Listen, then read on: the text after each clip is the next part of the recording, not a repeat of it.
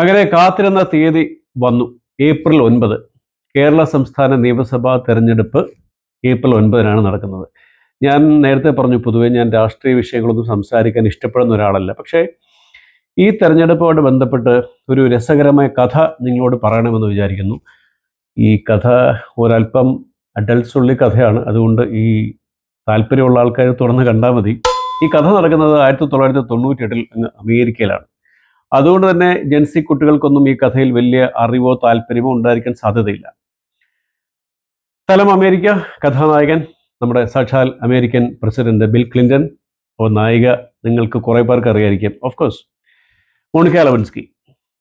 Monica Lewinsky Bill ക്ലിന്റന്റെ വിവാദം നടക്കുന്നത് 1998-ലാണ്. പക്ഷേ 1995 മുതൽ 97 വരെയുള്ള 18 മാസ കാലയളവിൽ US പ്രസിഡന്റായ ബിൽ ക്ലിന്റന്റെ ഓഫീസിലെ ഇന്റേണായ മിസ് ലെവിൻസ്കിയുമായിട്ട് അദ്ദേഹത്തിന് സെക്ഷൽ റിലേഷൻഷിപ്പ് ഉണ്ടായിരുന്നു എന്നുള്ളതാണ് ആരോപണം. ഇത് അദ്ദേഹം 1998 ജനുവരി 26 ടെലിവിഷനിലൂടെ പ്രഖ്യാപിച്ചു, എനിക്ക് മോണിക്ക ലെവിൻസ്കിയായിട്ട് സെക്ഷൽ റിലേഷൻഷിപ്പ് ഇല്ല. ഇതിനെ തുടർന്ന് അവിടുത്തെ ഹൗസ് ഓഫ് റെപ്രസെൻറ്റേറ്റീവ്സ് ഇതിനകത്തൊരു വിശ്വാസം പോരാതെ വരികയും അവരൊരു ഇംപീച്ച്മെന്റ് പ്രമേയം കൊണ്ടുവരികയും 21 ദിവസം അത് ചർച്ച ചെയ്തതിന് ശേഷം ആ പ്രമേയം തള്ളിപ്പോയി.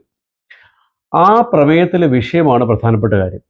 അതിൽ അവർ പറഞ്ഞിരിക്കുന്നത്, അവരുടെ പ്രശ്നമെന്ന് പറയുന്നത്, ഈ നമ്മുടെ നായകൻ ബിൽ ക്ലിന്റൺ മോണിക്ക ലെവിൻസ്കിയുമായി സെക്ഷൽ റിലേഷൻഷിപ്പിൽ ഏർപ്പെട്ടു എന്നുള്ളതല്ല.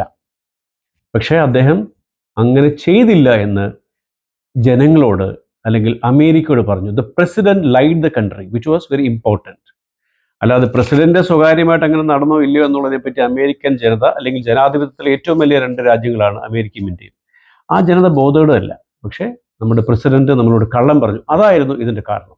പക്ഷേ നമ്മൾ ഇവിടെ തിരിച്ച് നമ്മുടെ രാഷ്ട്രീയത്തിലേക്ക് വരുമ്പോൾ നമ്മുടെ ജനപ്രതിനിധികൾ അല്ലെങ്കിൽ രാഷ്ട്രീയ നേതാക്കന്മാർ, അത് ഏത് പാർട്ടിക്കാരും ആവട്ടെ, പ്രതിപക്ഷമാവട്ടെ ഭരണപക്ഷമാവട്ടെ, ഇനി ഒരു പക്ഷത്തും ഇല്ലാത്ത ആൾക്കാരാവട്ടെ, ഇവരുടെ അഴിമതികളിൽ അല്ലെങ്കിൽ ഇവരുടെ ആരുടെയും കള്ളത്തരങ്ങളിൽ അല്ലെങ്കിൽ ഇവർ നമ്മുടെ സ്റ്റേറ്റിന് നൽകുന്ന നഷ്ടങ്ങൾക്കകത്ത്, ബുദ്ധിമുട്ടുകൾക്കകത്തൊന്നും നമ്മൾ വലിയ ബഹളമൊന്നും ഉണ്ടാക്കാറില്ല. പകരം പലപ്പോഴും അവരുടെ വ്യക്തിപരമായ കാര്യങ്ങളെ പർവ്വതീകരിച്ച് ഇത്തരം വ്യക്തിപരമായ വിഷയങ്ങളാണ് നമ്മളെപ്പോഴും ചർച്ച ചെയ്യുന്നത്.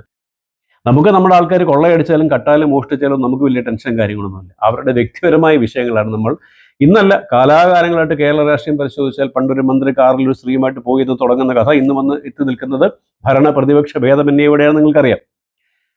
ഇതാണ് നമ്മൾ ചർച്ച ചെയ്യേണ്ടത്.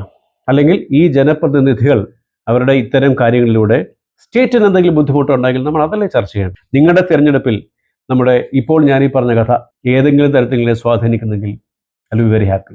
Thank you.